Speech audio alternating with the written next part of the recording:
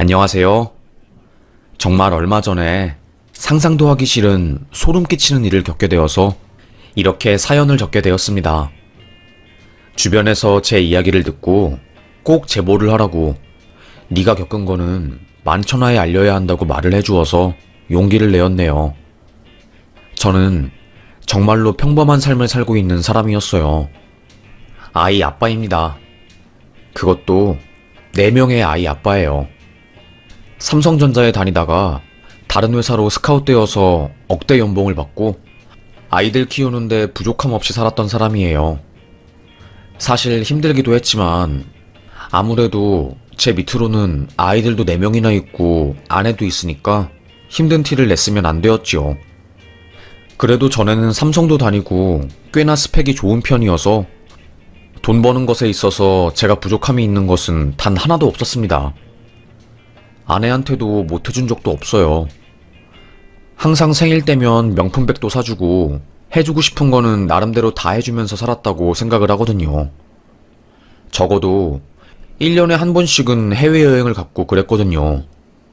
아들 4명은 아빠 아빠 하면서 잘 따랐고요. 아들이라서 그런진 몰라도 오히려 아이들은 아빠를 더 잘 따랐습니다.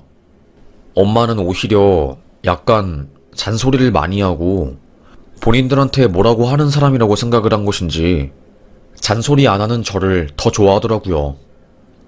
여튼 그렇게 저는 남들과 다를 것 없이 평범한 한 가정의 가장이었어요.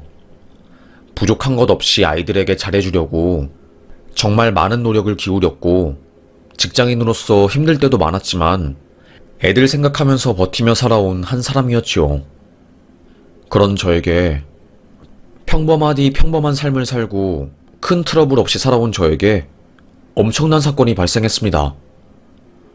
어느 날 갑자기 피오줌이 나오는 거였어요. 고름도 나오고 이상하다 싶었지요. 워낙에 평소에는 바쁘니까 그냥 약국에 가서 혈뇨가 나오는데 약 좀 주세요.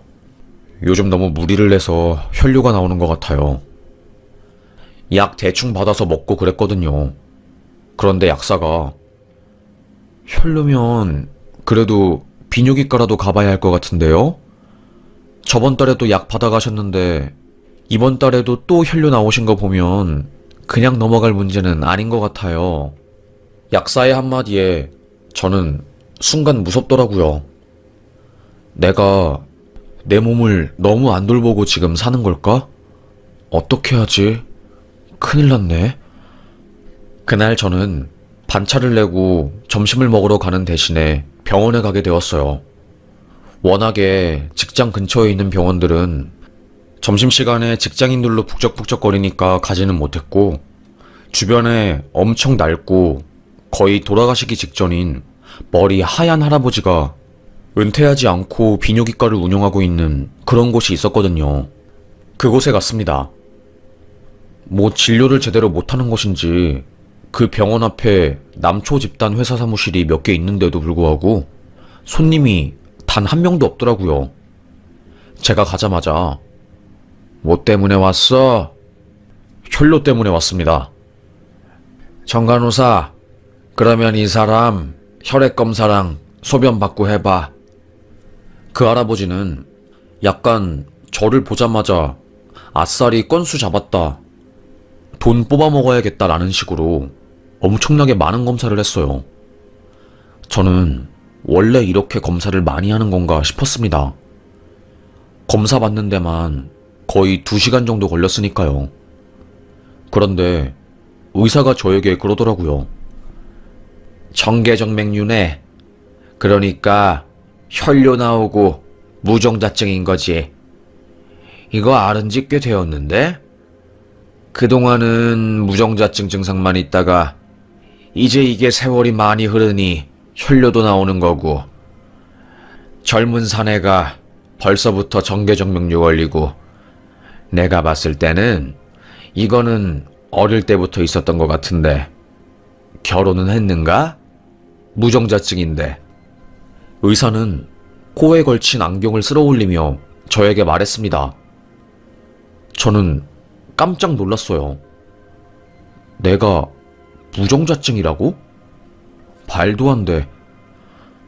저는 당연히 그 의사가 돌팔이이고 망해가는 병원에 내일 모레 쓰러질 것 같은 상태로 있으니까 이 사실이 거짓말이라고 생각을 했어요. 아니 선생님, 검사 결과 정확한 겁니까? 저는 제가 무정자증인지도 모르고 잘 살아왔는데요. 아이도 4명이나 있고 다 아들입니다. 어? 아니, 결혼도 하고 아이가 4명이라고? 무정자증이 아이가 4명일 확률은 로또를 3번 맞는 것보다 더 어려운 일인데. 아이가 정말로 4명이야? 4명? 의사 선생님은 정말 이상한 이야기를 들은 것처럼 인상을 찌푸리고 한숨을 푹 쉬었어요. 그리고는 종이컵에 있는 믹스커피를 한 모금 마시며 그러더라고요. 의사로서 말하자면 무정자증이 아들 4명 갖는 것은 불가능하네. 생각을 해보세. 씨를 안 뿌렸는데 어떻게 아이가 생기겠나. 게다가 자네는 무정자증의 그 정도가 심해서 아예 현미경으로 보았을 때 정자가 보이지 않는 정도야. 다른 사람들은 한두 개의 정자가 있어서 희망이 있을 수는 있어도 자네는 아니라고. 일단 의학적으로 설명되지 않는 현상들이 많으니 자네가 4명 아이를 가졌다는 게 거짓말은 아닐 수도 있겠지만 한번 다시 생각을 해보게나. 의사는 자세를 고쳐잡고 저에게 진지하게 말을 해주었어요. 저도 무척이나 당황스러웠고 이게 진짜인가 싶었습니다. 반차를 낸 저는 병원 진료가 끝나고 집에도 못 가고 혼란스러운 마음에 뱅뱅 돌았어요. 친구에게 전화를 걸어서 야, 요즘 변호사 수임료 괜찮냐? 너 돈 쓸어 모으지? 야, 말도 마. 요즘 사람들 변호사 고용하고 수임료 안 주는 사람 많고 나도 힘들어 죽겠다. 이제는 변호사도 개인 어필 시대이고 사무실 낸다고 사람들 찾아오거나 그러지 않아. 너 나한테 뭐 의뢰할 거 없냐? 친구니까 싸게 해줄게. 저는 솔직하게 말을 털어놓았습니다. 친구는 미쳤네. 야, 네가 무정자증인데 20년간 아들을 4명 낳았다고? 그 세월간 네가 무정자증인 걸 모른 너도 신기하다. 솔직히 친구고 뭐고 변호사로서 많은 판례를 보면서 산 나로서 말하자면 네 아내 불륜이야. 무정자증이 아이 갖는 거는 거의 확률이 낮고 그래서 결혼하고 나서 자기 무정자증인데 아내가 임신했다고 이상하다고 하면서 찾아오고 친자검사하는 사람들 많아. 다들 불일치 나와서 소송 걸고. 에휴, 너 어쩌냐. 아닐 수도 있겠지만 마음 단단히 먹어라.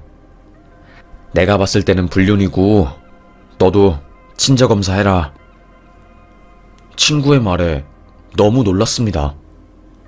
사실 의심하고 있는 것은 맞았지만 부정을 했거든요. 에이, 설마 아니겠지. 에이, 설마 아닐 거야. 하면서요. 하지만 친구의 말도 머릿속으로 맴돌고 그 비뇨기과 할아버지가 저에게 한 말도 머릿속에서 잊히지가 않았어요. 꽤나 고통스럽더라고요. 이걸 어떻게 하지? 저는 발을 동동 굴렀습니다. 결국 일단 내 눈으로 확인을 해봐야겠다 싶었습니다. 일단 저는 자는 아이들의 방에 가서 몰래 머리카락을 뽑았어요. 막내는 제가 머리카락을 뽑은 순간 눈을 번쩍 뜨면서 아, 아빠, 왜 내 머리카락을 뽑아? 우는 바람에 아내가 깰까봐 너무 노심초사했네요. 그렇게 아내 몰래 아이들의 머리카락을 뽑고 저는 그 머리카락을 가지고 친자검사에 의뢰했어요. 그리고 나서는 검사 결과가 나오기 전에 아내의 핸드폰을 뒤지고 불륜남과의 흔적을 찾기 위해서 난리를 쳤습니다. 그런데 이상했어요. 아내의 핸드폰에는 불륜을 의심할 만한 그 어떠한 것도 없었어요. 아내는 그저 일을 잠깐씩 하거나 아이를 돌보는데 본인의 시간을 다 투자하는 평범한 주부처럼 보였거든요. 너무너무 이상하다 싶었습니다. 그런데 카톡에서 유독 친해 보이는 한 사람. 그 사람은 제 직장 동료이자 저희 아파트에 사는 친구였습니다. 그 친구랑은 대학 동기였다가 삼성전자에 같이 입사하게 되어서 꽤나 친했거든요. 그 친구도 다른 곳으로 이직하고 저도 이직을 해서 이직한 이후에는 잘 만나지 않게 되었고 오다 가다 얼굴 마주치면 인사하고 딱 그뿐이었습니다. 다만 초반에 같은 아파트 살고 삼성전자에 다니니까 아무래도 자주 만나긴 했어요. 둘 다 결혼을 해서 가정도 있고 아이도 있으니까 자주 주말에 같이 놀러 가기도 했고 좋았지요. 어느 순간 바빠서 서로 멀어지긴 했지만 저는 아내가 그놈과 지속적으로 연락을 주고받는지는 꿈에도 몰랐습니다. 순간 직감할 수 있었지요. 그놈이 내 아내랑 바람을 피웠구나. 이 도라이 새끼가 정말로 미쳤구나. 남의 아내를 탐내고 가정도 있는 놈이 지금 이게 뭐하는 짓인가 하면서 별의별 생각이 다 들었어요. 하지만 그거는 심정일 뿐이었고 그 어떠한 물증도 없었지요. 답답하더라고요. 이걸 어쩌면 좋나. 도대체 어떻게 아내의 불륜남을 잡고 나는 대체 왜 이러고 있는 걸까 하면서 솔직히 힘들기도 많이 힘들었습니다. 가만히만 있어도 몸에 힘이 쫙 빠지고 살 가치를 못 느끼고 있는데 이렇게 제가 손수 상간남까지 잡으려고 하니까 너무 힘들더라고요. 그리고 며칠 뒤 검사 결과서가 나왔습니다. 친자 확인 검사 결과 불일치입니다. 굵은 글씨로 표시되어 있는 줄을 딱 읽은 순간 예상을 했던 결과임에도 불구하고 상당히 고통스럽고 힘들더라고요. 와야 할 게 오고야 말았는데 예상을 하고 시뮬레이션을 몇 번이나 돌려봤는데 마음이 무너져 내리는 것은 어쩔 수가 없구나. 손을 달달달 떨었습니다. 그리고 저는 화가 났어요. 바로 저는 밑집으로 찾아갔어요. 안태근이 사는 곳이었습니다. 제가 유력하게 아내의 불륜남이라고 지목한 그 남자였습니다. 야, 이 안택은 개놈 자식아. 범죄자놈. 남의 아내랑 그 집거리를 20년 동안 나 몰래 해? 그러고도 니놈이 사람이야? 안택은 개놈아. 오늘 너 죽고 나 죽자. 제가 고래고래 소리를 지르니까 안태근은 아니 형님 무슨 소리예요 갑자기. 아니 제가 형님 아내를 왜 탐내고 왜 만나요? 나 참 갑자기 자다가 벼락 맞게 생겼네. 내가 무정자증인데 내 아내가 20년간 내 아이를 4명이나 낳았어. 얼마 전에 친자 검사하니까 전부 불일치 떴고 아내 핸드폰 보니까 최근까지도 너랑 대화를 나눴더라. 그것도 아주 다정하게. 네가 내 아내한테 언제 줄 거냐고 빨리 달라고 그랬지? 주긴 뭘 줘. 변태놈, 쓰레기, 재활용도 안 되는 이 쓰레기 같은 놈아. 소리를 고래고래 지르면서 주먹을 들어 그놈을 때리려고 한 순간 그놈이 형님 무슨 소설을 쓰시는 거예요? 좀 이거 주먹 좀 놔보고 이야기해요. 제가 결백하다는 거 다 보여드릴 테니까. 안태근의 억울하다는 목소리에 놀란 저는 속으로 얼마나 뻔뻔하길래 이렇게까지 악을 쓰며 부정하는 거지? 이야기나 좀 들어보자 하고 때리려고 하던 손을 내리고 그놈의 이야기를 들어보았습니다. 형님, 내가 아무리 막장이라고 하더라도 형님과 20년간 알고 지낸 사이고 직장도 함께 다녔었고 대학도 같이 나왔는데 내가 그런 짓을 하겠습니까, 형님? 제발 좀. 갑자기 안태근은 안방으로 가더니 장롱 깊은 곳에서 서류를 하나 꺼내왔어요. 나 안태근은 박유림에게 8천만 원을 빌려주기로 한다. 라고 적혀있는 서류였습니다.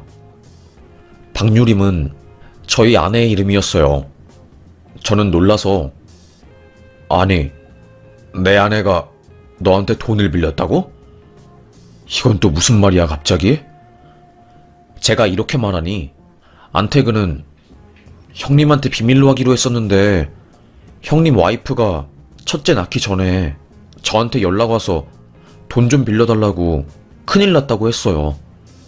뭔 일이냐고 물어보니까 자세히는 묻지 말고 집주인한테 보증금을 잠깐만 빼달라고, 전세자금 빼고 월세로 잠깐 돌려야 한다고, 큰 돈이 필요하다고 해서 그 돈을 형님 몰래 가져가서 어디에 썼나봐요.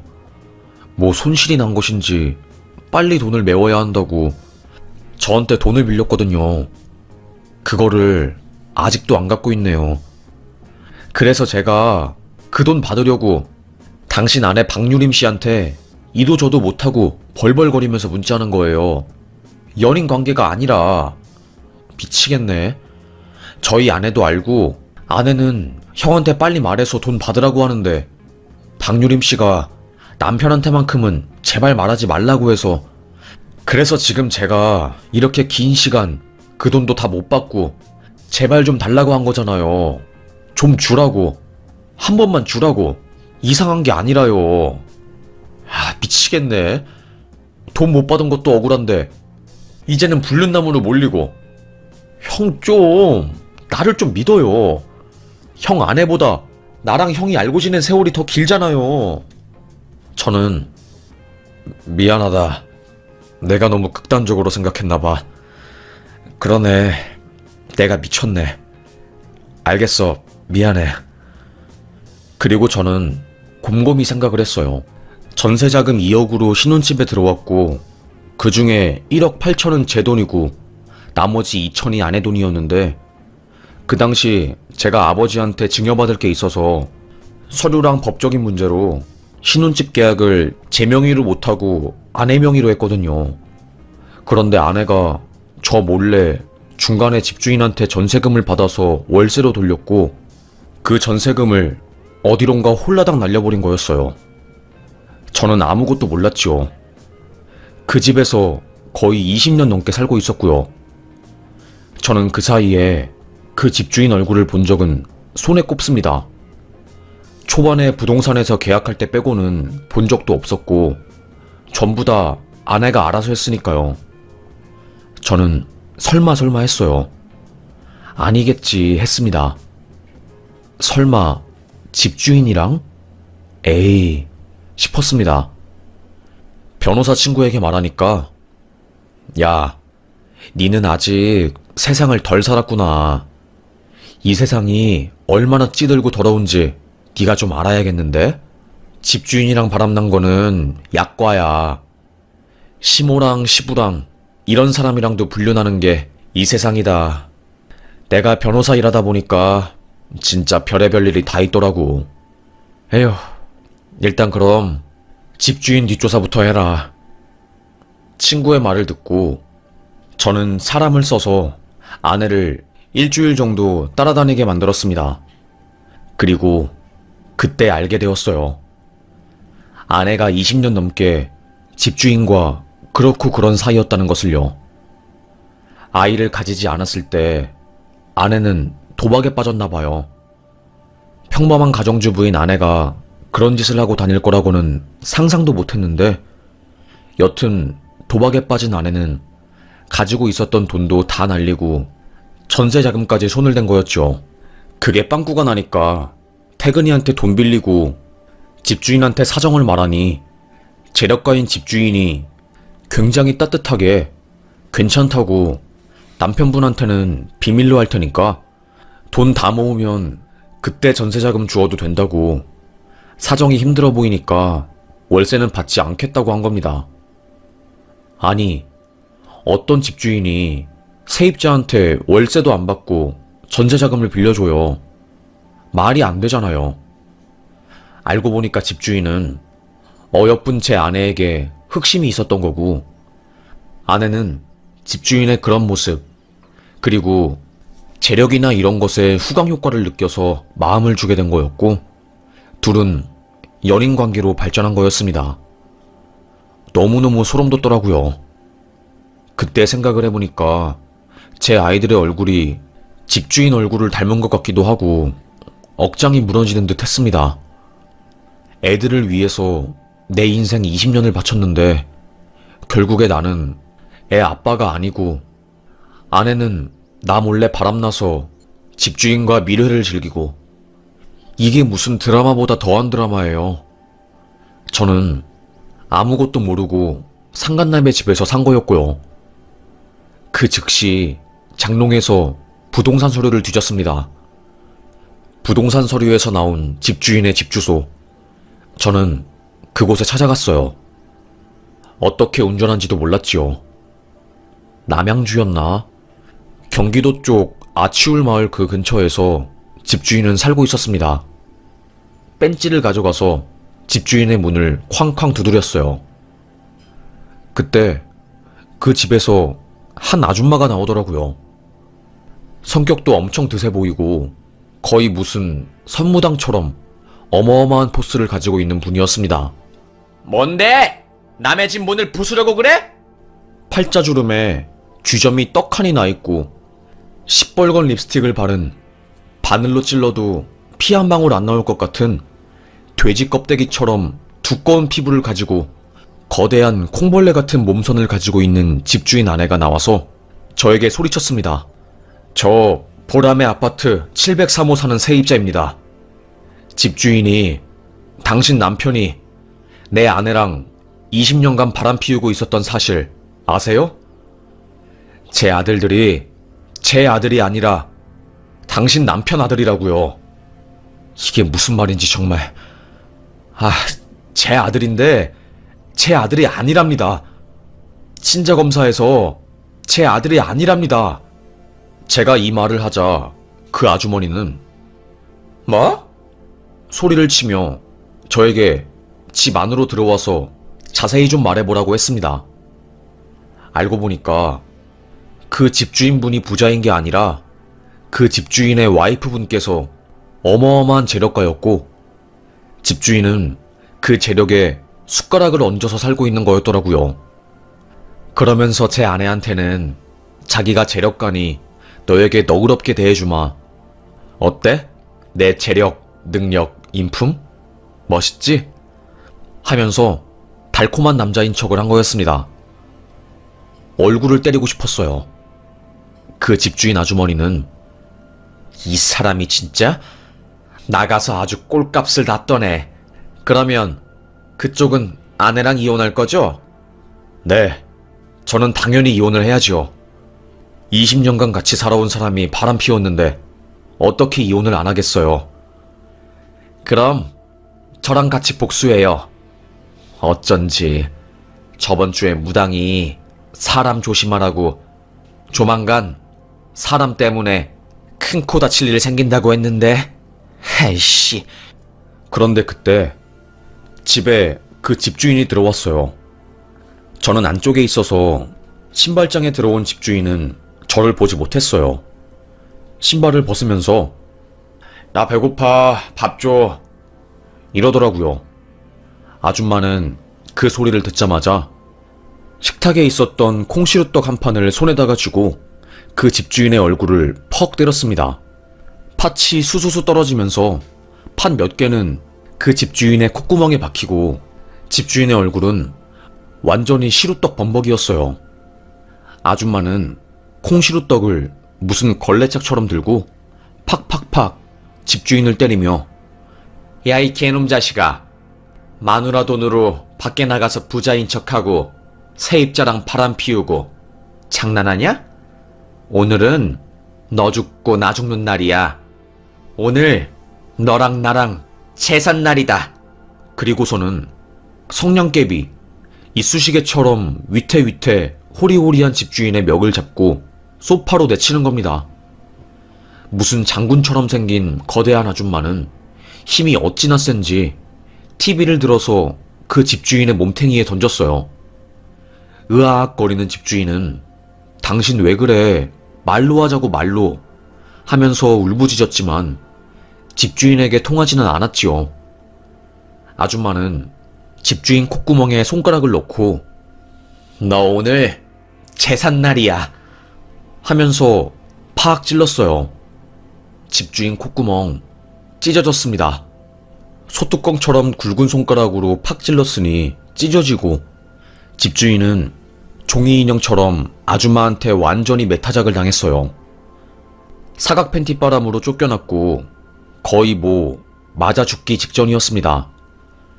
저는 벌벌 떨었어요. 복수는 저렇게 하는 거구나 하고요. 그리고 아줌마가 저를 보고 말하더라고요. 친자검사 또 해야 하죠? 불륜 입증해야 하니까 머리카락 필요하겠네. 기다려봐. 집주인의 목에 올라탄 아줌마는 양손으로 막 집주인의 머리를 쥐어 뜯었습니다. 아, 짱 아파. 하지 말라고. 내 머리. 머리카락 얼마 안 남아있던 집주인의 머리는 민둥산이 되어버렸고 양손 가득 머리카락을 뽑은 아줌마는 이거면 넉넉하죠? 씩 웃었습니다. 와, 저 대신 복수를 해줘서 통쾌하긴 했지만 진짜 좀 무섭더라고요. 저는 알겠습니다 하고 빠르게 그 현장을 떠났고 집에 있는 아내를 보자마자 당신 미쳤구나. 우리 아이, 내 아이 아닌 거 내가 모를 줄 알았어? 당장 꺼져. 소리를 쳤습니다. 아무것도 모르는 아내는 어안이 벙벙한 표정을 지었고 저는 그때 친자검사 확인서, 부정자증 등등을 다 말해주면서 꺼지라고 했지요. 아내는 놀라서 오해라고 했지만 오해는 개뿔, 꼭 오해라고 변명을 하더라고요.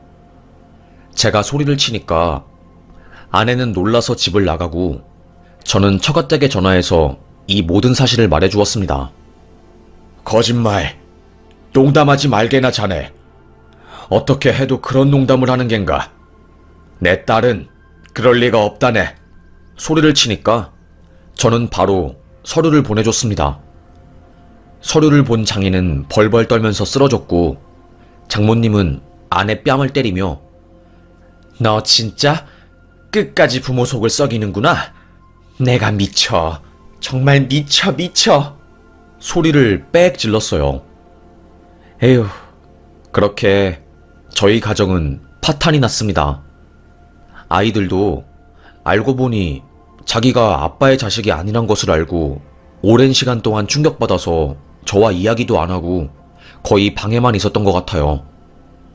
다행히 상담 치료를 받으면서 그리고 제가 아이들을 품고 키운 정으로 끝까지 책임지기로 마음을 먹으면서 다시 저희는 사이가 좋아졌어요. 아내는 처갓댁에 가서 이혼 소송을 준비하고 있었고요. 그리고 제가 서류 관련해서 처갓댁에 잠깐 갔는데 처갓댁 앞에서 어떤 여자가 머리채를 잡히고 속옷만 입은 채 빙그르르 어떤 아줌마한테 끌려다니면서 맞고 있었던 겁니다.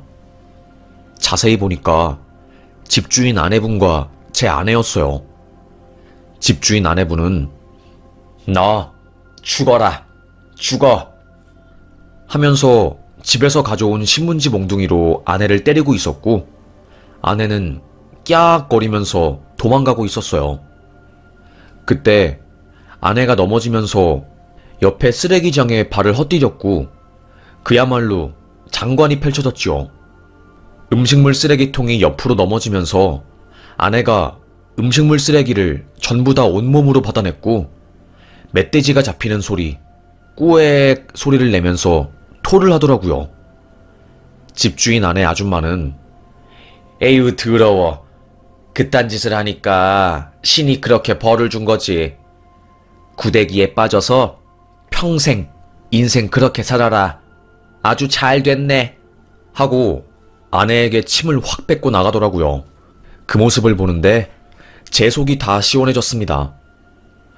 와, 진짜 복수는 저렇게 하는 거구나 싶었어요. 아줌마는 저를 보면서 아니, 왜 또 이쪽에 온 거야? 이혼한다고 하지 않았어? 아니, 서류 관련해서 좀 찾아낼 게 있어서. 변호사 선임 안 한 거야? 마주치지 마.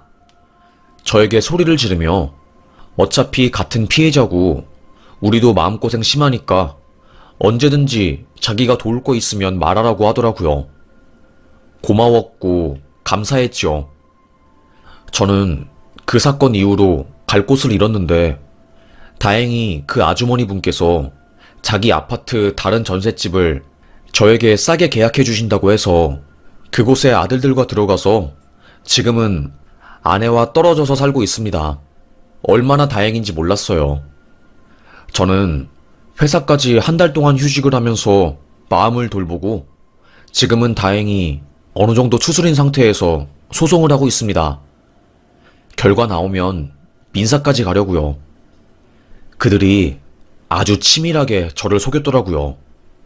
생각만 해도 벌벌 떨리고 너무너무 화가 납니다. 어떻게 이럴 수가 있는 것인지.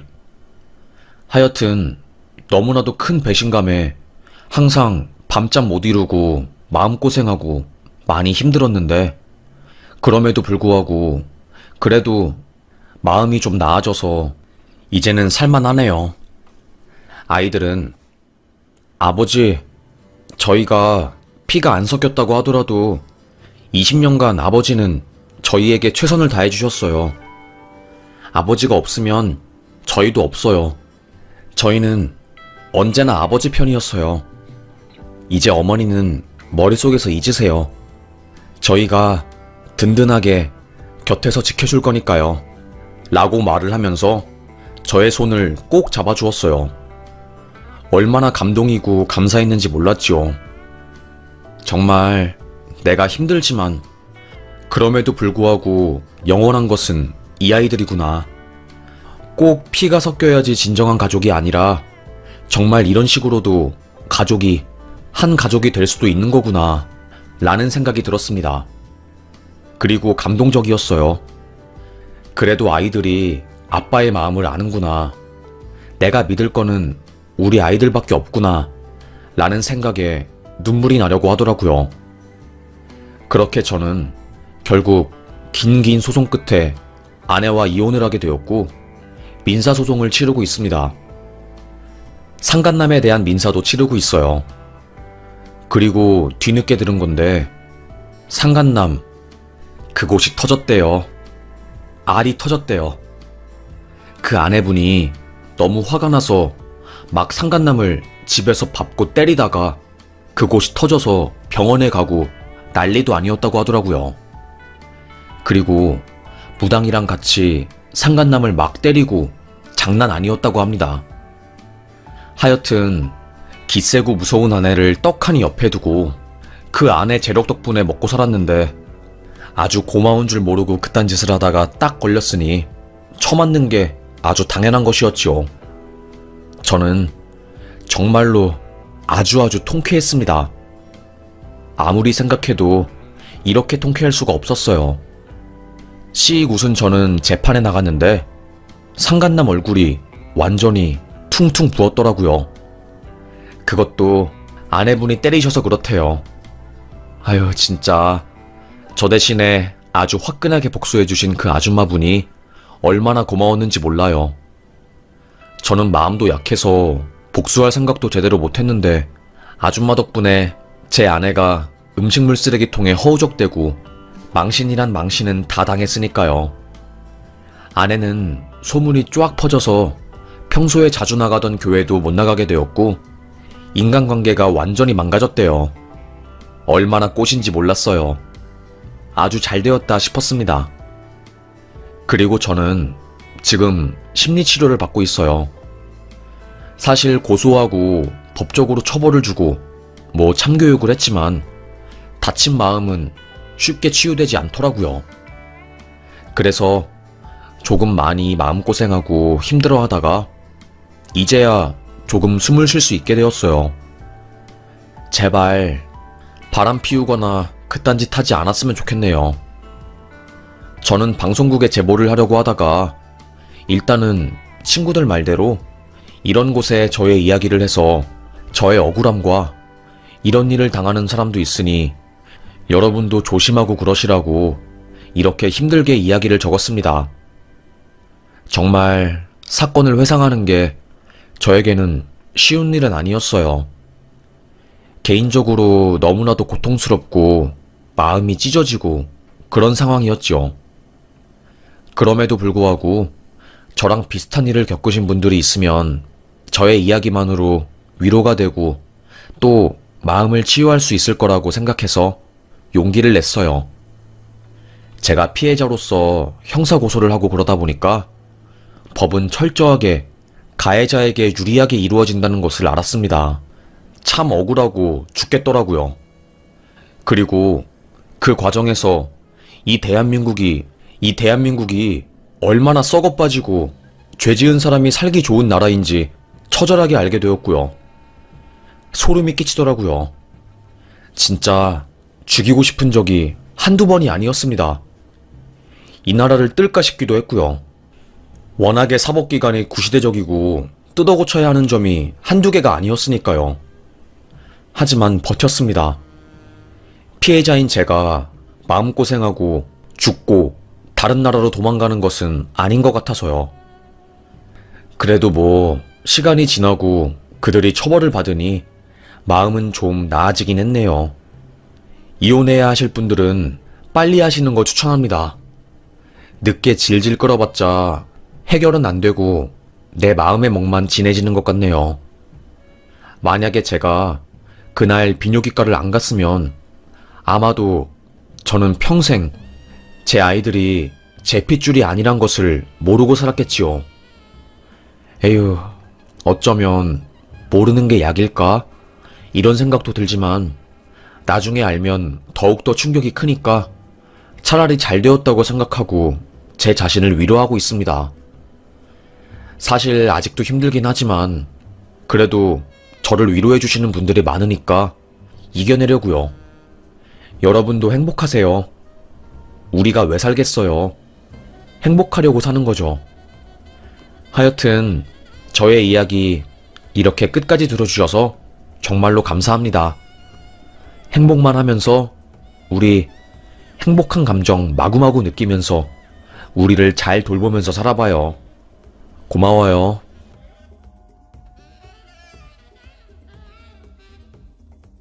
안녕하세요. 아직도 생각하면 눈물이 나고 너무나도 다양한 감정이 드는 일이 저에게 있는데 이렇게 용기를 내서 사연을 적어보게 되었습니다. 저는 어릴 때부터 아버지를 존경해오고 아버지의 반이라도 따라가고 싶었던 사람이었어요. 아마도 아들들이라면 대부분 알 거예요. 아버지가 멋있어 보이고 내 눈앞에 있는 저 아버지를 내가 추월해서 더 잘나가고 싶고 그런 감정을요. 우리 아버지는 저희 동네 일대에서 아주 유명한 부잣집이었습니다. 사람들이 아버지의 이름을 말하면 그 어마어마한 재력에 입을 떡 벌리면서 네가 그 집 아들이구나. 어쩐지 귀티가 줄줄 난다 했다. 정말 대단한 아들이구나. 라고 하면서 저를 대우해 주었어요. 저는 그 기분이 무척이나 좋았고 돈이 많고 사람들에게 관심을 받고 이런 것들이 얼마나 저에게 큰 기쁨을 주는지 그런 것을 깨닫게 되었습니다. 그래서 저는 아버지처럼 훌륭한 사업가가 되고 싶었어요. 아버지는 돈을 어마어마하게 많이 벌었거든요. 북한에서 넘어오신 할아버지. 할아버지가 국수를 만들면서 겨우겨우 번 돈으로 아버지는 그걸 모아가지고 작은 철강 사업을 시작하게 되었고 처음에는 고물상으로 시작했지만 나중에는 말로 표현할 수 없을 정도로 성대하게 커져서 어마어마한 규모를 자랑하게 되었죠. 그걸 아버지가 손수 키워서 저희 지역에서 아빠의 사업체에 거래를 되려고 하는 사장님들이 널렸습니다. 한순간에 이방인 식구에서 아빠는 대한민국에서 자리를 떡하니 잡은 그런 당당하고도 대단한 사람이 된 거였어요. 어릴 때부터 아빠가 성공한 것을 보다 보니까 저도 그렇게 되고 싶었어요. 다행히 제가 부모님의 좋은 부분을 잘 물려받아서 머리 같은 게 꽤나 좋았습니다. 다른 부분에서는 능력이 없는데 숫자를 다루는 일에 대해서는 굉장히 감각이 탁월했어요. 남들은 왜 이런 걸 못하지? 이런 생각이 들 정도로 저는 한 번 기억한 거는 까먹지 않았고, 교과서도 한 번만 보면 다 기억해서 바로 시험에서 전교 1등을 할 정도였습니다.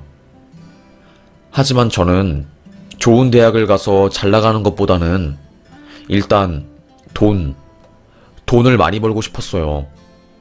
그게 저를 위하는 길이라고 생각을 했고, 북한에서 넘어와서 이유 없이 사람들에게 의심을 받고 감옥에 가고, 또 무슨 일이 생기면 항상 저희 집이 먼저 의심을 받고, 그런 일들을 수도 없이 많이 겪었거든요. 그때마다 우리 할아버지와 아버지를 지켜준 것은 돈이었습니다.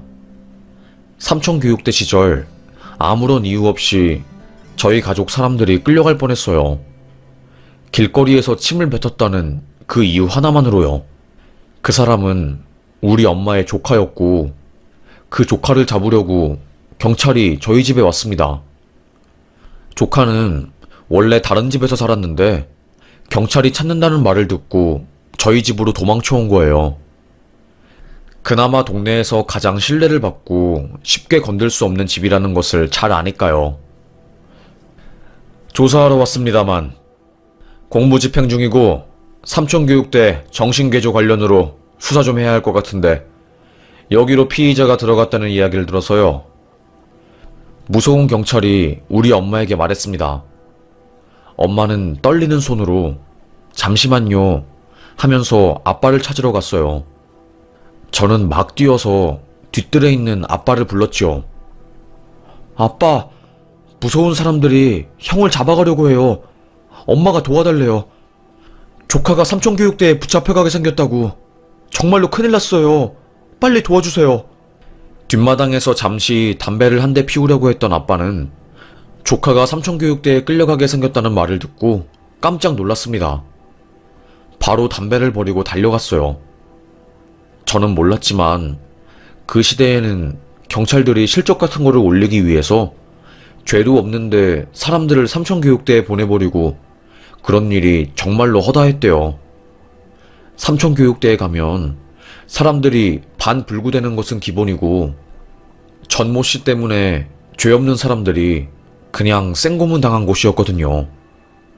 너무너무 눈물이 나고 분하고 무서웠습니다. 형이 끌려갈까봐. 형은 착한 사람이거든요. 공부도 잘하고. 그런데 학생운동 같은 거를 한다는 이유만으로 용의선상 위에 오르고 엄격한 관리 대상이었습니다. 이번에는 작정하고 경찰이 저희 형, 엄마의 조카를 잡으러 온 것 같았어요. 벌벌 떨리더라고요. 우리 형이 잡혀가면 절대로 안 되는데 어떻게 하지? 진짜 큰일 났다 싶었습니다. 아빠가 나타나자 경찰들은 갑자기 허리를 쫙 피더라고요. 무슨 일이신가요? 한 사장님 저택이시군요. 갑자기 경찰들이 쫄더라고요. 그 경찰들은 들어온 지 얼마 안 된 애들이었고 길에서 침을 뱉는 형을 보고 이놈 잡아서 실적 채워야겠다. 그냥 이 정도로 치부한 것이었습니다. 아빠는 이거 그대로 냅두면 바로 삼촌교육대 갈 수도 있겠다 싶어서 아는 서장한테 연락을 한 거였어요. 우리 조카가 지금 큰일 나게 생겼다. 집 앞에 경찰도 있고 이거 뭐 어떻게 하면 되냐? 이러면서요. 그런데 그 서장의 장인이 우리 아빠 거래처이시고 아빠가 완전한 갑이어서 서장도 우리 아빠한테 잘 보여야 하는 상황이었어요. 그래서 결국 그 경찰들은 서장한테 연락을 받고 저희가 멀쩡한 사람을 잡을 뻔했네요. 죄송합니다. 이렇게 인사하고 자리를 떴어요.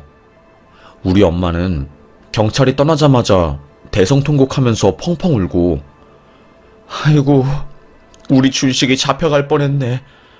얼마나 무섭던지. 애 아빠 아니었으면 우리 가족 파탄 날 뻔했어. 삼촌교육대 가면 사람이 반병신이 되어서 돌아온다고 하던데, 옆집의 순이 엄마는 아들 삼촌교육대 가서 자살하고 그랬잖아. 우리 조카도 거기 끌려가면 어쩌나 하고 얼마나 안달이 나던지. 아이고, 미치겠다. 정말로 미치겠어. 형도 거의 그때 기진맥진해 있었어요. 아빠도 정말 큰일 날 뻔했다고. 그래도 집안에 어른이 있을 때 이런 일이 벌어져서 정말 다행이지, 안 그랬으면 너무너무 무서운 일이 벌어질 뻔했다고 그러셨어요. 저는 그때 알게 된 것이었죠. 아, 돈을 많이 벌어야지, 대단한 사람이 되어야지 이런 일에도 능구렁이처럼 쓱 하고 빠져나갈 수 있구나 하고요. 그렇게 저는 그때부터 괴물이 되었던 것 같아요. 나도 아빠처럼 되어야지, 돈이 많은 사람이 되어야지, 이런 생각을 하면서요. 지금 생각해보면 참 바보 같고 어리석은 생각이에요. 그때는 몰랐지만요. 돈보다 소중한 것들이 정말로 많고, 돈은 결국 수단이었으니까요. 그러다가 아빠의 사업이 크게 흔들릴 뻔한 적이 있었습니다. 왜냐하면 아빠가 한번 쓰러졌었거든요. 우리 아빠 회사는 아빠가 없으면 아예 운영이 안 되는 그런 곳이에요. 그런데 그 중심인 아빠가 쓰러지니까 소위 쌩 난리가 난 것이었죠. 결국에 회사는 다른 사람들에게 넘겨주었고, 아빠는 그동안 번 돈으로 살게 되었습니다. 그래도 그동안 막대한 재산을 불려놓아서 먹고 사는데 크게 지장은 없는 상황이었어요. 저는 쓰러진 아빠를 대신해서 집안의 기둥이 되고자 정말 많은 공부를 했습니다. 뭐 지금도 그렇지만 그 시대에는 대학을 잘 가면 출세한다고 했거든요. 그래서 저요, 서울대학교 법과대학에 입학했어요. 난리 났지요. 제가 서울대에 들어갔다고 하니 마을 사람들은 더더욱 저희 집안을 만만하게 보지 못했어요. 그래도 그 이전까지는 약간 뭐라고 해야 할까요? 이방인 취급 같은 것도 심했고, 뒤에서 수군거리는 말도 많았거든요. 북한에서 금괴를 훔쳐와서 철강 사업으로 성공한 거다, 뭐 북한 공작단이다, 이런 말들이요. 함경도에서 큰 살인죄를 저지르고 넘어온 할아버지가 남한으로 와서 형벌을 피한 거다. 하여튼 진짜 많은 소문들이 저희 가족을 괴롭혔습니다. 그럼에도 불구하고 제가 진짜 머리와 실력으로 증명하니 사람들이 깨갱하더라고요. 저는 그 모습을 보고 묘한 희열을 느꼈습니다. 그래, 조금 더 높은 자리에 올라가야지, 조금 더 잘 나가야지 생각했던 것 같아요. 아버지는 항상 그런 저를 걱정하셨습니다. 마치 저의 모습이 브레이크가 없는 자동차 같다고 하셨어요. 절대로 멈출 수 없는 그런 자동차. 언제 어디서 어디에 충돌할 줄 모르는 그런 사람 같다고 하셨죠. 아무리 권력과 돈이 좋아도 내 상황과 주변의 상황을 돌아보고 때로는 걸어갈 줄도 알아야 한다. 너무 높은 곳, 한 곳만 바라보면 나중에 힘들어질 수도 있어.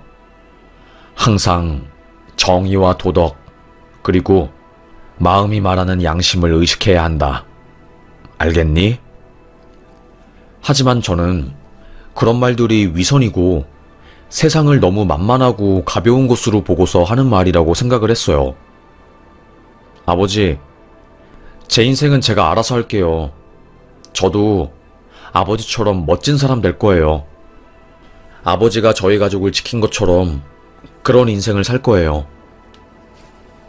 권력과 돈, 그 두 개 모두를 잡을 수 있는 것은 검사라고 생각을 했습니다. 기소권이 있고 또 검사를 끝마치고 나오면 얻게 되는 그 어마어마한 수임료 같은 것을 생각하면서 저는 정말로 악으로 깡으로 사법고시를 준비했어요. 사실 1차 시험은 1년 만에 붙었어요.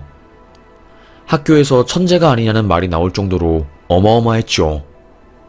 그때가 대학 1학년이었으니까요. 전 애초에 고등학생 때부터 검사가 꿈이었고 그런 사람이 되기 위해서 판례 같은 것도 자주 찾아보고 그랬습니다. 그래서 쉽게 1차는 합격할 수 있었어요. 하지만 2차 시험을 10년 동안 계속 떨어졌습니다. 아버지는 이제 그만하라고 좀 쉬엄쉬엄 하면서 하라고 했지만 저는 그럴 수 없었어요. 자존심이 상했기 때문이었죠. 30이 되기 전에 마지막이라고 생각을 하고 눈 딱 감고 한 번 더 했더니 결국에 그때는 성공을 하더라고요. 결국 저는 연수원에 들어가서 거기서 소개받은 부잣집 여자와 결혼하게 되었습니다.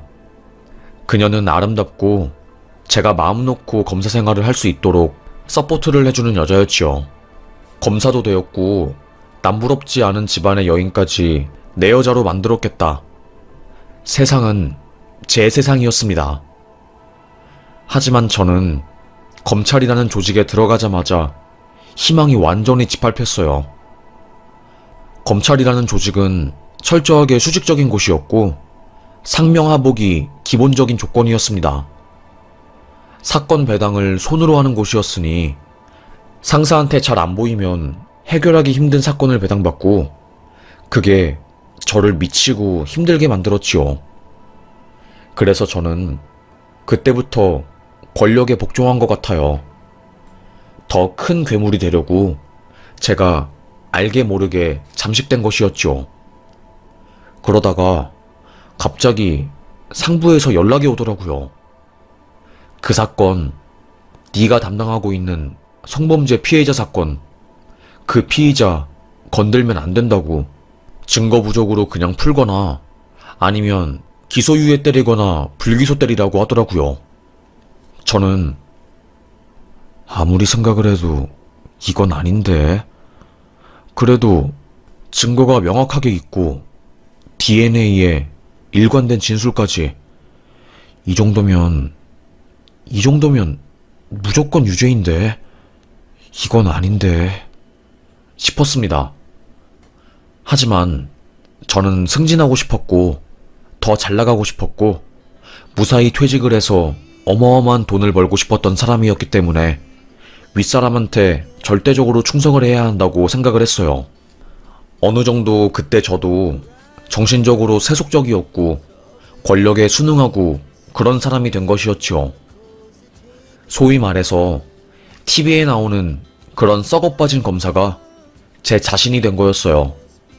바로 저는 수사관한테 이거 증거 그냥 참고하지 말고 어차피 피해자 명확한 증거도 없고 진술밖에 없으니까 그거 증거 하나만 수사 기록에서 그냥 빼 지시를 했습니다.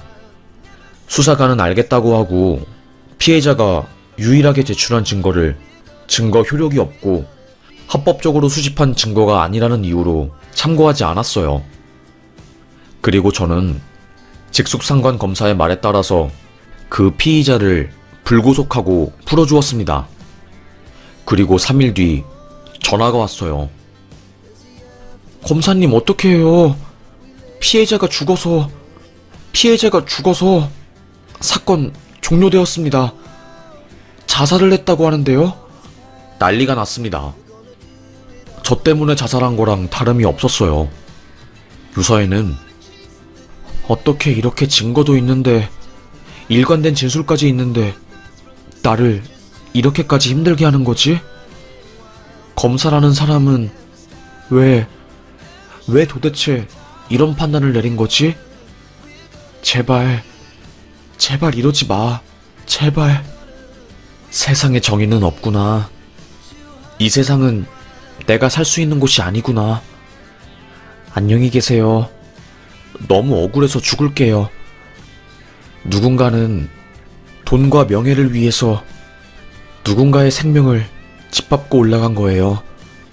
당신들은 똑똑히 기억하세요. 유서를 읽은 순간 머리를 한 대 세게 맞은 듯 했어요. 그때 아내가 전화를 건 거예요. 당신이 그 사건 담당 검사였어? 당신 미쳤어? 당신 때문에 갑자기 화를 내는 아내의 전화통화에 저는 깜짝 놀랐습니다. 저는 이 사건에 대해서 아내에게 말을 하지 않았거든요. 그런데 알고 보니까 저 때문에 죽은 피해자가 아내와 아는 사이였고, 그것도 아내의 첼로 레슨 수강생이었던 겁니다. 거의 9년 전에 스승과 제자 사이로 만났고, 가정 환경이 굉장히 힘든 아이인데 지자체에서 운영하는 문화센터 강좌에 무료로 등록을 했다가 거의 천재적인 재능을 보여서 거기 지자체에서 남는 예상금으로 그 아이한테 첼로 레슨 지원을 해주었고, 거기서 레슨을 해준 선생이 제 아내였던 겁니다. 명문대 음대를 나와서 무료 레슨 봉사를 하고 있었거든요.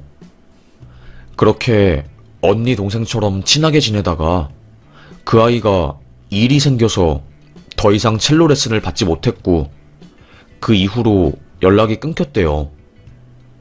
그런데 그 아이 학교를 다니다가 위계로 인한 가능 관련으로 피해자가 되었고, 피의자는 그 지역 국회의원을 아버지로 두고 있는 어마어마한 백을 가지고 있었던 거고, 하필 그 사건이 저에게 배당되고, 썩어 빠진 저는 피의자의 손을 들어주고, 결국 피해자는 분한 마음에 죽음을 선택했던 겁니다. 아내에게 그 지자체 관계자들이 그때 그 수강생이 마지막 선택을 했다고 혹시 아시냐고 물었고, 아내는 연락을 받고 깜짝 놀라서 도대체 무슨 말이냐고 하면서 사건을 알아본 거였지요. 그렇게 사건 배당 번호를 검색하다가 담당 검사가 저인 것을 알고 소리를 지르며 저에게 전화한 겁니다. 야, 이 쓰레기 같은 놈아. 내가 미쳤지. 너 같은 놈이랑 결혼한 게. 대한민국 검사들은 다 이러니? 들어갈 때는, 초임 검사가 되었을 때는 그렇게 정의로운 검사가 되겠다고 난리를 치더니 결국에는 이 모양 이 꼴이구나. 더럽다. 너 때문에 사람이 죽었어. 너 때문에 아무런 죄 없는 피의자한테 맞아서 눈탱이가 밤탱이가 되고 온몸에 피멍이 들고 아스러져가는 한 여학생이, 아무런 힘도 없는 교복 입은 여학생이 제발 살려달라고 자기 죄 없다고 울부짖는 그 작은 소리를 네가 발로 밟은 거야. 검사라고 좋아하고 그랬던 내가 병신이다. 병신이야. 아내의 한마디에 저는 세상을 잃은 듯 했습니다. 내가 정말로 큰일을 저질렀구나. 큰일이다. 정말 내 인생 이제는 끝난 거구나 하면서 별의별 생각이 다 들더라고요. 그렇게 저는 아내에게 이혼당하고 유가족들한테 머리채 잡히고 난리가 났습니다. 부장님은 저에게 그러더라고요. 넌 잘못 없어. 그 애가 그날 그런 옷을 입었으니까 자초한 거야. 라고요. 저는 부장님의 말이 잘못되었다는 것을 똑똑히 알고 있었습니다. 하지만 저는 검사라는 옷을 벗기 싫었어요. 검사 내부에서는 피해자가 죽은 거? 그거 큰일로 생각 안 했어요. 그냥 죽었구나. 사건 종결, 다음 사건, 이런 게 일상이었고 자연스러운 거였거든요. 너무나도 힘들었죠. 하지만 시간이 지나니 무뎌지더라고요. 솔직히 말하면 저는 쓰레기 검사였습니다. 아니, 적어도 몇몇 검사들 빼고 깨끗한 사람은 없을 거예요. 위에서 손으로 수당으로 사건을 배당하기 때문에 부장검사들은 대부분 권위에 찌들어 있는 사람들이었고 안 썩을 수가 없는 구조였습니다. 하여튼 뭐 그렇게 검사 몇 년 하다가 결국에 그 조직을 나왔고, 나와보니 억대의 연봉을 제시하는 로펌들이 제 뒤를 줄지었습니다. 이게 바로 권력이구나 싶었어요. 아주 잠깐 저를 스쳐 지나갔던 그 피해자들, 나 때문에 죽었던 그 피해자들은 기억도 안 났습니다. 어쩌면 저 모습이 나일 수도 있었는데 저는 망각한 거죠. 그렇게 수십억 연봉을 받으며 저는 일에만 빠져 로펌에서 보냈어요. 내 하루하루가 어떻게 흘러가는지도 모른 채 그렇게 미친 듯이 일만 하면서 살았던 것 같아요. 친구도 없고 그랬습니다. 아버지조차 나는 네가 무섭다. 내가 괴물을 키운 것 같아서 너무 무서워. 나는 너 같은 아들을 원하지 않았어. 할아버지가 이북에서 넘어왔고 힘이 없는 사람들이 힘 있는 사람들에게 백도 돈도 없으면 어떻게 당하는지 네가 알 수 있을 거라고 생각을 했는데 실망이다. 아버지는 저와 연을 끊었습니다. 저도 아버지와 연을 끊었어요. 검사 중에 집안 좋은 애들은 조사도 못하는데 승승장구하고 저 같은 이북 출신 집안들은 적폐 취급당해서 매일 승진도 밀리고 그랬거든요. 미친 거였죠. 저는 그래서 아버지에게 아버지가 내 인생에 보태준 게 뭐 있는데요? 어쩌라고요? 고래고래 소리를 질렀습니다. 그렇게 로펌에 들어가 억대의 연봉을 받으며 살고 있던 저에게 한 통의 전화가 걸려왔습니다. 아버지가 쓰러졌어. 지금 빨리 병원으로 와. 알고 보니 아버지는 뇌출혈로 쓰러지신 겁니다. 소식을 듣고 너무너무 놀란 저는 손이 벌벌 떨렸고 바로 병원으로 갔어요. 아빠는 의식을 잃었고 그래도 급하게 수술을 들어가서 다행이었습니다. 하지만 아버지는 얼마 지나지 않아서 사망을 했죠. 그리고 나서 저에게 온 아버지 담당 변호사의 이야기. 아버지께서 200억가량 되는 재산을 사회단체에 기부하셨습니다. 그리고 아드님께는 이 만년필을 물려주시라고 하셔서. 변호사의 말을 들은 저는 깜짝 놀랐어요. 도대체 그게 무슨 뚱딴지 같은 소리냐고, 지금 장난하는 거냐고 하면서요. 알고 보니 아버지는 돌아가시기 전에 저 몰래 재산 관련한 정리를 한 거였어요. 아버지는 위를 바라보며 악마가 되어가는 저에게 막대한 재산을 물려줄 수 없다고 선포를 하셨고, 저는 그것도 모르고 아버지 재산을 물려받으면 무엇을 할지 생각을 해놓은 상태였던 거죠. 어리석은 저는 어마어마한 배신감이 들었습니다. 장례식장에서도 깽판을 쳤으니 말이죠. 시팔, 아버지 미친 거 아니야? 왜 나한테는 이것밖에 안 주는데? 일가 친척들도 저를 보고 미친놈이라고, 검사 옷 벗었더니 저렇게 악마가 되어버렸다고 하면서 손가락질을 하였고, 그 충격으로 인해서 저는 알코올 중독에 우울증이 심해졌어요. 모아둔 돈도 전부 다 써버리고 술을 마실 때마다 자꾸 제가 피해자를 죽게 만들었다는 죄책감과 그리고 말로 설명할 수 없는 우울감이 찾아왔던 거였죠. 가족들도 저를 다 버리고 저는 홧김에 아버지 유골에 손을 넣어서 변기통에 뿌리고 자식이라면 해서는 절대로 해서는 안 되는 짓거리들을 어마어마하게 한 것이었습니다. 아직도 생각하면 죄책감이 심해요. 하여튼 그렇게 저는 막장 짓거리들을 했고 가족도 없고 그냥 골방에 썩어서 죽고 있었어요. 검사 출신 변호사가 이렇게 개폐인이 되었다는 사실을 사람들에게 알리기도 싫더라고요. 동기들은 다들 승진하고 변호사가 되어서 잘 나가고 있는데 저만 이렇게 못 나가니까 우울하기도 하고 좀 그냥 세상에서 없어지고 싶더라고요. 저는 원래 야망이 장난 아닌 사람이었는데 하루아침에 이렇게 되어버리니까 우울하기도 했고요. 내가 왜 사는 거지? 이런 생각도 엄청나게 많이 들었습니다. 그러다가 저는 허송세월을 보냈어요. 당뇨병에 걸려서 병원에 입원해서 거의 8년간을 바보처럼 살았죠.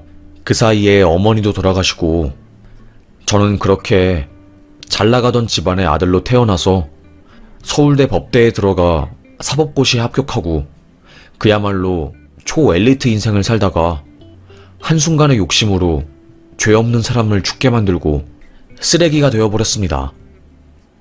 다른 검사들은 양심도 없는 것인지 목 뻣뻣하게 들고 잘 살고 있는데 저는 그러지 못했어요.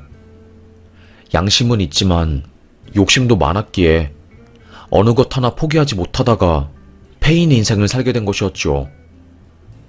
동기들도 제가 증발했다고 어디로 간지 모르겠다고 하면서 다들 뒤에서 말을 쑥덕거렸어요.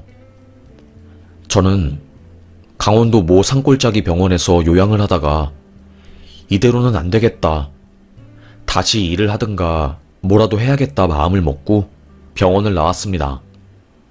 그리고 쾌쾌 묵은 저의 집을 정리하기 시작했어요.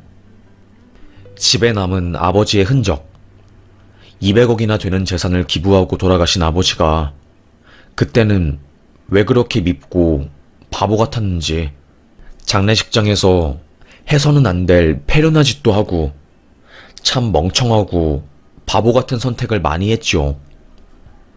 그렇게 하나씩 정리를 하다가 아버지가 유산으로 유일하게 물려주신 만년필을 보았습니다. 아버지가 내게 남겨주신 유일한 것이구나. 그 많고 많은 것들 중에 왜 하필 만년필을 주신 걸까? 아직도 그 의미를 모르겠어. 내게 공부를 더 하라고 그런 의미에서 준 것일까? 정말로 모르겠다. 그리고 저는 처음으로 만년필 뚜껑을 열었어요. 그때 뚜껑 사이로 탁 떨어지는 무언가, 뭐지 하고 보았더니 쪽지였습니다. 아버지가 저에게 쓴 편지였어요. 저는 그것도 모르고 만년필을 방치해둔 거였어요. 손이 벌벌 떨리더라고요. 이게 뭐지 하고 열어보았고 거기에는 아들아, 아버지다. 아버지가 너에게 물려주고 싶은 게 무엇일까 곰곰이 생각을 해보다가 이 만년필을 생각하게 되었단다. 우리 아들이 처음에 아버지처럼 잘 나가고 싶고 훌륭한 사람이 되고 싶다고 했을 때 아버지는 얼마나 행복했는지 몰라. 그런데 네가 검사가 되고 나서부터는 넌 그 초심을 잃고 너의 손, 너의 사인, 너의 결제 문서 때문에 얼마나 많은 사람들이 피눈물을 흘린지 모르겠다. 뉴스에서만 나오는 악마 같은 검사가 내 아들이라는 게 너무나 창피했어.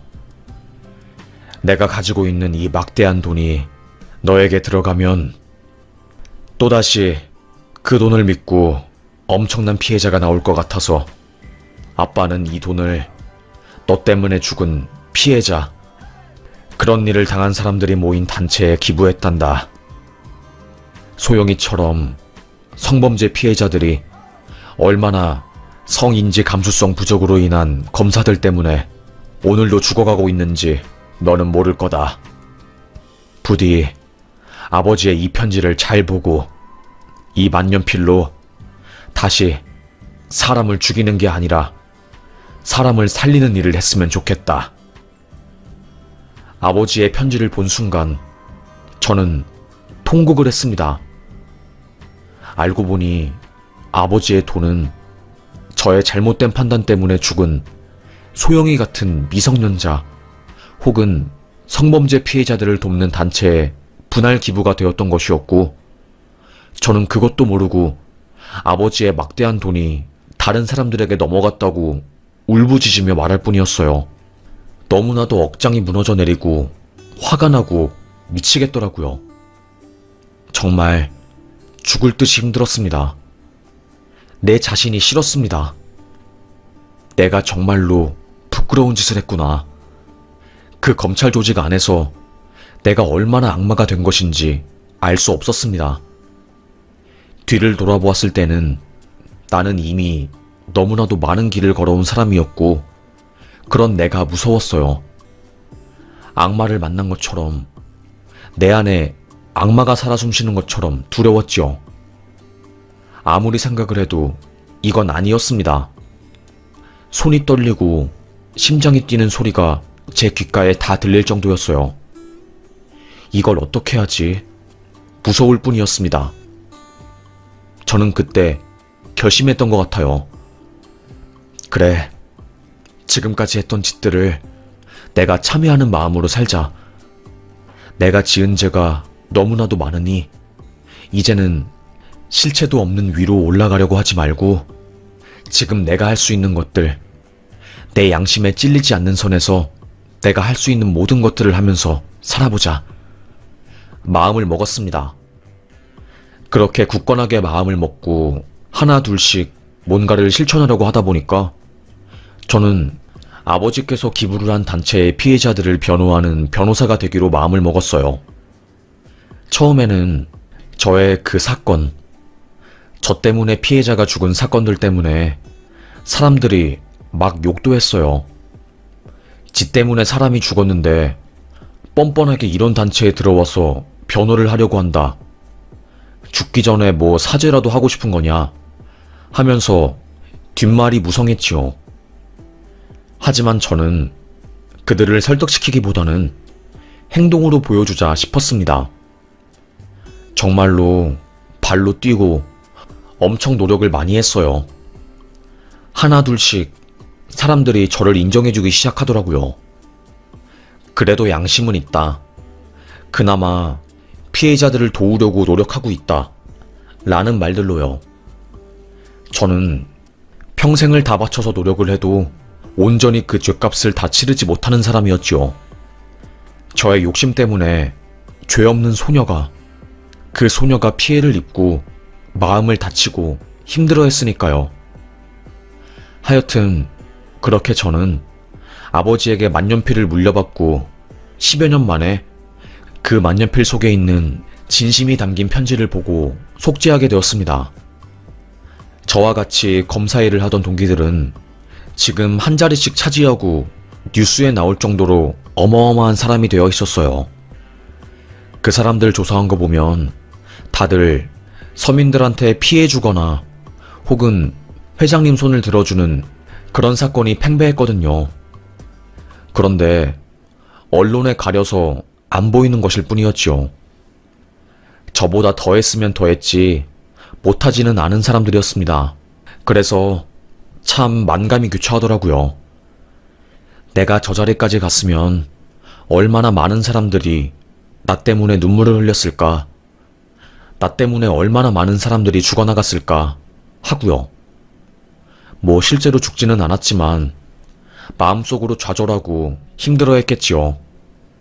모든 검사들이 나쁘다는 것을 말하는 것은 아니지만 정권이 바뀌어도 위층에 탄탄하게 자리 잡은 상위 1%의 검사들은 절대로 움직이지 않거든요. 그들이 여전히 세월이 바뀌어도 어마어마한 짓을 저지르고 지들끼리 팔이 안으로 굽어서 감싸주어도 뉴스에 한 줄 안 나오고 잘 먹고 잘 사는 모습이 역겹습니다. 사람들이 과거의 저를 보고 역겨운 놈이라고 생각을 했겠지요. 우리 아버지처럼요. 집안의 자랑이었던 검사였던 내가 결국에 이렇게 되어버리고 지금은 그래도 반성을 하면서 저 때문에 피해를 입으신 분들을 돕는데 정말로 많은 것을 하면서 살고 있습니다. 이제는 착하게 그리고 정직하게 살려고요. 그게 제가 할 수 있는 최선인 것 같습니다. 사실 이 글을 쓰는 것도 힘들었어요. 이렇게 글을 쓰면 저를 아는 사람들은 다 저를 알아볼 거거든요. 하지만 그럼에도 글을 쓴 이유는 제가 제 자신에게 공공연하게 약속을 하고 그 약속을 지키기 위해서입니다.